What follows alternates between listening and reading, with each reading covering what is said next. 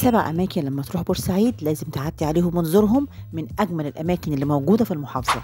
أول مكان معانا النهاردة وهو المعدية، اللي بتاخدك من قارة أفريقيا لقارة آسيا.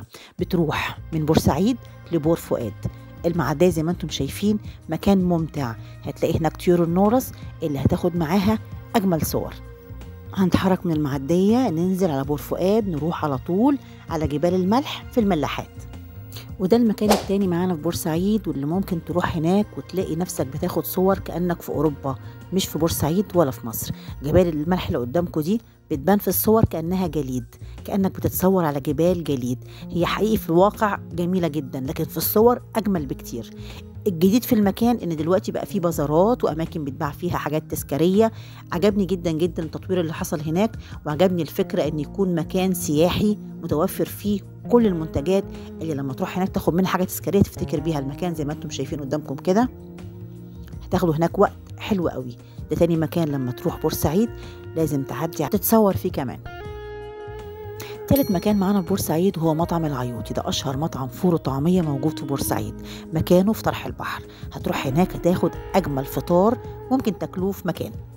أنا طلبت من هناك حاجة كانت موجودة هناك في المنيو جديدة، اسمها طاجن فول بالفحم أو طاجن فول على الفحم. بجد كان طعمه حلو جدا، معمول بطريقه معينه كده، وفي تخديعه، وفي حاطين فحم مديله ريحه جميله كانه كفته. بجد كان جامد جدا، كان من اجمل المرات اللي اكلت فيها فول. المكان ده جيته اكتر من مره، بس كان المره دي مميز شويه. ودلوقتي على المكان الرابع وهو حديقة فريال، ودي من أشهر الأماكن الموجودة في بورسعيد، واللي اتعمل فيها حفلة افتتاح القناة زي ما سبق وقلت لكم قبل كده في فيديوهات كتير عن بورسعيد.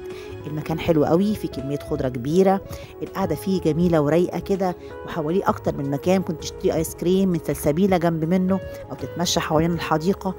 احنا رحنا على طول على سلسبيلة وخدنا من هناك ايس كريم. عايزه اقول لكم ايس كريم اللي موجود هناك طعمه يجنن، الفاكهه واضحه جدا ومميزه بجد. من اجمل الاماكن اللي فيها ايس كريم في بورسعيد سلسبيلة. وما ينفعش نكون في بورسعيد وما نروحش شاطئ بورسعيد.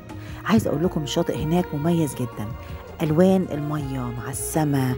بجد كان اليوم ده كمان كان روعه اكتر من اي يوم. بجد عجبني القعده عليه، كانت ممتعه، هتلاقي نفسك في حته تانية خالص. موجود كمان هناك انشطه كتيره جدا زي البيتش باجي زي ما انتم شايفين. موجود هناك كمان خيول، موجود قعدة على البحر وكراسي اللي حابب يقعد يشرب حاجه. بجد كان المكان روعه.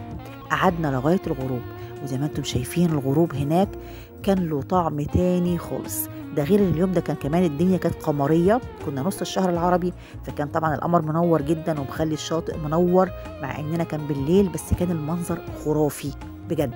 زي ما انتم شايفين الدنيا بره ضلمه، لكن الميه والقمر مدين منظر تحفه بجد. هناك الشاطئ متميز. اما تروح بورسعيد لازم تعدي على الشط وتتفرج على الجمال البورسعيدي. ده كان المكان السادس معانا في زيارتنا لبورسعيد. هتخرج من الشاطئ هتلاقي قدامك في وشك الناحية التانية الجراش. المنطقة دي اسمها الجراش، موجود فيها مجمع كافيهات، حاجة كده عالمية بجد. كل ما تتخيل من المأكولات والمشويات والساندوتشات والتيكاوي والكافيهات والقعدات اندور واوت دور. ده عبارة عن مول زي ما انتم شايفين، اعتقد اسمه جراند بلازا. المول ده فوق محلات وكافيهات على مستوى راقي جدا، وتحت قدامكم كده محلات ومطاعم والعاب اطفال، وفي طفطف زي ما انتم شايفين. قاعده بجد جميله جدا، والاسعار كانت حلوه قوي. احنا اكلنا هناك اليوم ده عشان كانت الاسعار في متناول الجميع. ده كان المكان السابع معانا، ومن الاماكن اللي لما تروح بورسعيد لازم تزورها. دي كانت جولة سريعة في محافظة بورسعيد، و7 أماكن مشهورين ومعروفين فيها. اللي يروح بورسعيد لأول مرة يبقى عارف هيروح فين، وإيه الأماكن المميزة اللي لازم يعدي يزورها. دي كانت زيارتي لبورسعيد. حبيت أنقل لكم تجربتي. اللي عجبه الفيديو يا ريت لايك وشير، واللي ما اشتركش في القناة يشترك عشان يوصل له كل جديد.